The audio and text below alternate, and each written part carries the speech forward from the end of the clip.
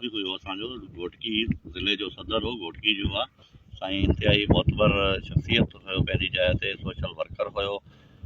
साईं कराची मां अचे पियो जेको आहे सो इन रस्ते सां राति 10:30 सवा 10 इहो वाक़ियो हिते मिर्ज़ापुर ऐं अमरोट जे विच ते वाक़ियो पेश आयो आहे। त इन वाक़िए खां पोइ असां देर मदार हिते पहुतासीं त पुलिस उते साईं डेड बॉडी बि खणी वई, ज़ख़्मी हालत में खणी विया। रस्ते में साईं जी ख़ुदगी शहादत थी।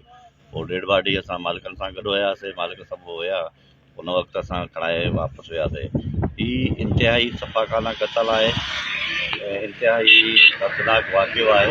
हिन वक़्तु पूरी सिंध जा उस्ताद ॾुखाइता आहिनि हिन मसइले ते। इहे इंतिहाई दर्दनाक वाक़ियो थियो आहे। सुबुह खां वठी पुलिस पंहिंजी जाइ ते वरी पहिरियों खणणु शुरू कई आहे। राति देरि थी वई इलाही, हाणे असां बि सां गॾु ई आहियूं।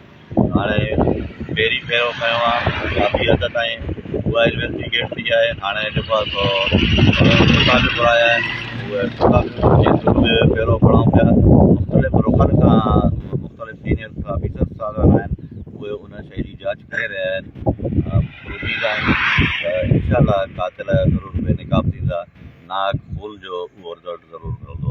जी निमाज़ जनाज़ा 2-2:30 बजे निमाज़ जनाज़ा आहे। उनखां पोइ साईं जी तदफ़ीन थींदी। शाम सिज लथे ताईं शायदि मालिक बि हेसि ताईं वरी पहुची ईंदा हिते रिज़ल्ट वठण या जेका बि शइ इन्वेस्टिगेट थी आहे। हालांकि मां पाण हुन निमाज़ जनाज़ा में शिरकत करण वारो लाइ मुंहिंजे दोस्तनि छॾियो आहे, छो जो ही मुंहिंजे तालके में वाक़ियो थियो आहे इलाइक़े जो बि आहियां मां पाण ख़ुदि। उन लिहाज़ सां असांजी हिन इन्वेस्टिगेट खे जेका शुरूआती इन्वेस्टिगेट आहे त उनखे थोरो असां परसूं कयूं कंहिं लाइन ते आणियूं, बाक़ी ॿियनि लोकनि खे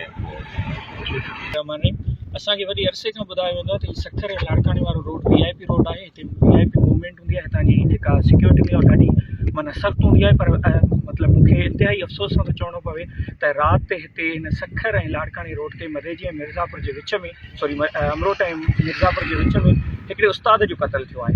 हीउ उस्ताद जो क़तल न आहे, पर हीउ इल्म ऐं इरफ़ान जो क़तल आहे।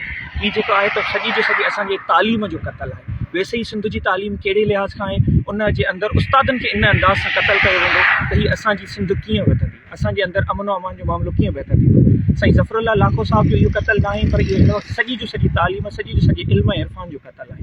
असां SSP शिकारपुर ऐं IG सिंध वज़ीर आला सिंध इन खे मतिलबु मुतालबो था कयूं त हिन माहौल खे हू पाण नज़र अंदाज़ करण जे बजाय हिन ते नज़र रखी करे इन माहौल खे ॾिसी करे असांजे उस्तादनि खे वधि खां वधि तहफ़ुज़ ॾिनो वञे ऐं साईं ज़फ़रुल्लाह लाखो जा जेके क़ातिल आहिनि उन्हनि खे गिरफ़्तार करे सख़्त खां सख़्तु सज़ा ॾिनी वञे। जेकॾहिं इन जॻह ते बि का रोकथाम न कई वई ऐं उस्तादनि जो ईअं क़तल थींदो रहियो त असांजे तालीम जो छा थींदो ऐं असांजे मुस्तक़बिल जो छा थींदो।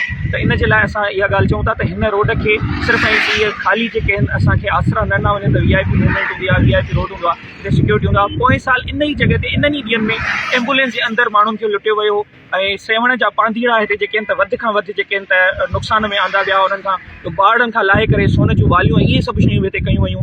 इहे सभु शयूं मुस्तक़िल तौर ते थींदियूं थियूं रहनि। इन जे करे मां गुज़ारिश थो कयां त असांजे हिन इलाइक़े खे पुरअमन बणायो वञे ऐं साईं ज़फ़रुल्लाह लाखो जा क़ातिल जल्द खां जल्द गिरफ़्तार करे उनखे इबरतनाक सज़ा ॾिनी वञे।